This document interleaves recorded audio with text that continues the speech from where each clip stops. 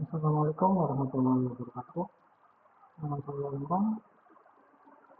Ini 2552010010. Pada kesempatan siang hari ini saya akan membawakan satu materi yaitu studi kasus yang pertama, analisis perbaikan modul pembelajaran.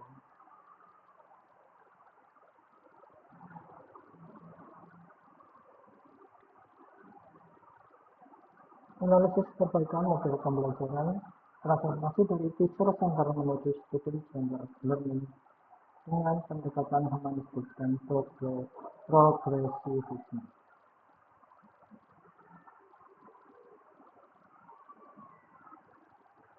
Situasi kelas saat ini adalah dalam observasi kelas ditemukan pola pengajaran yang masih sangat konvensional dan berpusat pada guru, teacher center.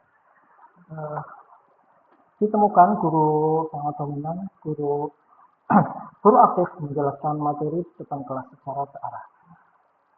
Ternyata sebagian besar siswa hanya duduk mendengarkan tanpa interaksi yang bermakna. Yang ketiga, ditemukan juga pembelajaran yang monoton karena metode ceramah mendominasi tanpa variasi media. Yang keempat, banyak siswa kehilangan atensi berbicara dengan teman atau mengabaikan penjelasan. Hasilnya, partisipasi kelas menjadi sangat rendah dan elitis. Fokus permasalahan utama yang dibahas pada siang hari ini yaitu yang pertama adalah rendahnya partisipasi. Sebagian besar siswa pasif, tidak fokus dan hanya segelintir yang merespon. Yang kedua, adanya kurang variasi media. Penggunaan media pembelajaran sangat terbatas, membuat kelas tidak menarik. Dominasi guru menjadi satu-satunya sumber pengetahuan. Siswa sebagai pendengar pasif. Yang keempat, adanya interaksi satu arah dan elitis mengabaikan sebagian besar siswa di kelas. Yang kelima, adanya metodologi yang monoton dan terpaku pada ceramah, sehingga gagal memfasilitasi belajar siswa yang belajar. Yang terakhir adalah belum adanya student center. Tidak ada ruang eksplorasi ide atau diskusi mandiri bagi siswa.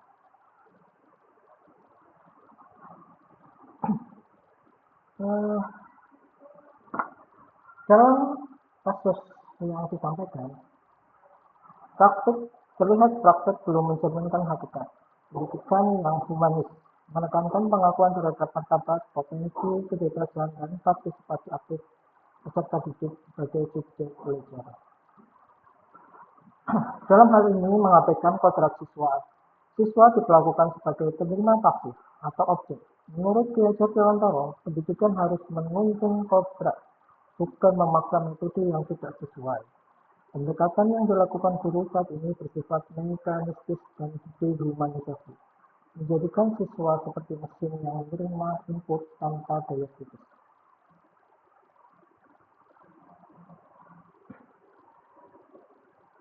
Pembelajaran dalam kasus ini murni berorientasi pada transfer pengetahuan atau knowledge transmission. Adapun aspek yang saya lihat di sini adalah yang pertama adalah fokus peran. Dalam transfer pengetahuan, guru sebagai sumber utama ilmu. Di sini saya memberikan contoh idealnya seperti yaitu dalam pengembangan potensi. Dalam fokus peran, siswa sebagai subjek aktif belajar. Aspek yang kedua yaitu metodologi. Ceramah, menghafal, instruksi abstraktif. Idealnya, diskusi, eksperimen, dan refleksi diri. Aspek yang ketiga yaitu tujuan akhir. Dalam transfer pengetahuan, tujuan akhir hanya mengisi wadah kosong di otak siswa. Sedangkan ideal dalam pengembangan potensi, tujuan akhir adalah memunculkan bakat, kreativitas, dan karakter. Akar filosofis. Akar filosofis dalam transfer pengetahuan adalah empirisme, tabula rasa, dan behaviorisme. Sedangkan akar filosofis dari pengembangan potensi adalah humanisme dan konstruktivisme. Solusi yang dapat saya sajikan yaitu perspektif humanistik. Yang pertama yaitu penerimaan positif. Yang kedua adalah empati dan keterbukaan. Yang ketiga adalah instruksi diferensiasi. Jika saya menjadi seorang guru, maka rencana perubahan yang akan saya lakukan adalah yang pertama yaitu landasan fisiologis, landasan filosofis. Saya akan memadukan progresivisme karya John Dewey yang menekankan learning by doing dan memecahkan masalah nyata dengan humanisme Carl Rogers yang mengedepankan kebebasan dan aktualisasi diri,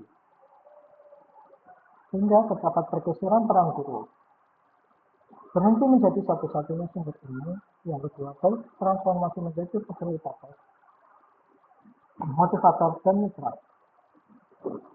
Yang ketiga, memberikan bimbingan individual dan mendorong refleksi. Ya, selanjutnya adalah penghargaan perbedaan. Menerapkan diferensiasi dalam penugasan kelas untuk mengakomodasi minat dan bakat. Sehingga siswa suka menulis, membuat ringkasan, naratif, atau grafis. Yang kedua, suka menggambar. Jika minat anak adalah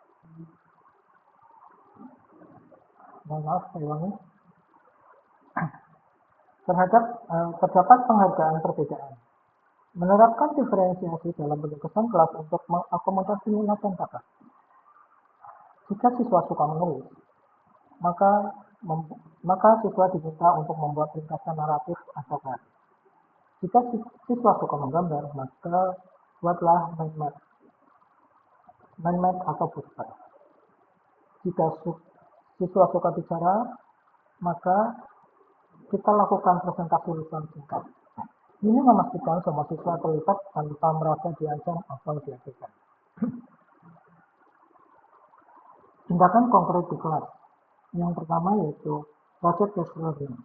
Mengganti ceramah dengan PJDL, siswa dibagi menjadi kelompok untuk mengeksplorasi submateri dan mempresentasikannya.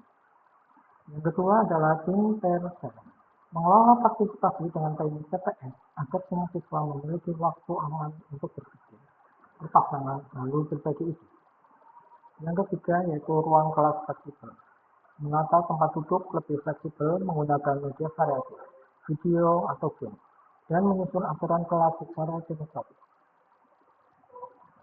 Pembelajaran haruslah otentik, relevan, dan melibatkan pengalaman langsung. Dengan cara ini, siswa tidak hanya menerima pengetahuan, tetapi mengembangkan daya kritis dan tanggung jawab. Inilah hakikat pendidikan yang memanusiakan manusia, berdasarkan filosofi John Dewey dan Ki Hajar Dewantara. Terima kasih atas perhatiannya. Mari ciptakan ruang kelas yang memanusiakan manusia. Jelas seperti itu ya. Assalamualaikum warahmatullahi wabarakatuh.